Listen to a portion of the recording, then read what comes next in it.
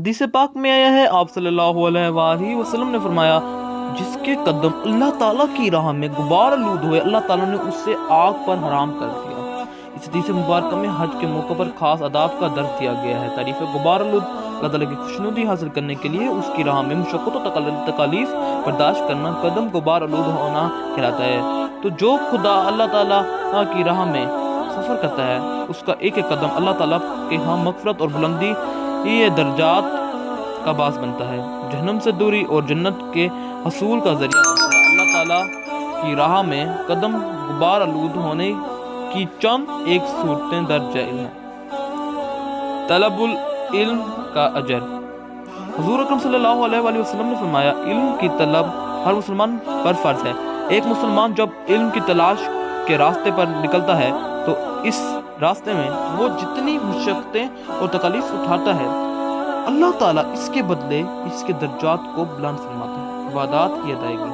نماز کی ادائیگی کے لیے مسجد جانا، خاص طور پر دیہاتوں میں لوگ کئی کلومیٹر سفر کر کے نماز جمعہ یا عیدین کے لیے مسجد پہنچتے ہیں اور سفر کی مشکلات برداشت کرتے ہیں۔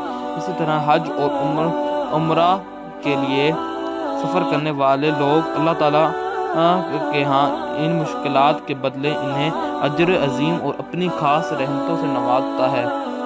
امداد فقراء و مساکین۔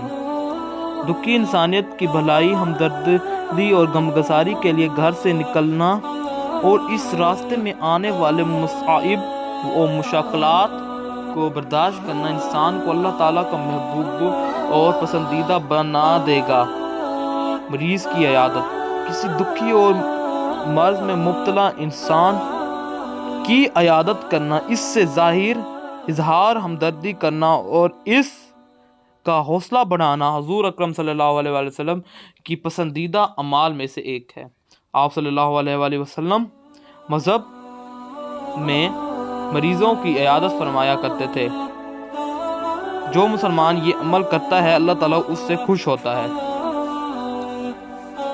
جہاد فی سبیل اللہ۔ اللہ کے راستے میں قدم غبار آلود ہونے کا جو اصل مطلب لیا جاتا ہے وہ اللہ کے راستے میں جہاد ہے، یعنی حق کی سربلندی اور اس کی اشاعت کے لیے ہر قسم کی کوشش، قربانی اور اثار کرنا اور اپنی تمام مالی، جسمانی اور دماغی قوتوں کو صرف کرنا اور اس راستے میں آنے والی تمام مشکلات، مصائب اور تکالیف کو خندہ پیشانی سے برداشت کرنا اور اس راہ میں جان بھی دینی پڑے تو گریز نہ کرنا۔ ایسے لوگوں کے لیے اللہ نے دائمی زندگی، بخشش اور جنت کی بہاروں کا وعدہ فرمایا ہے۔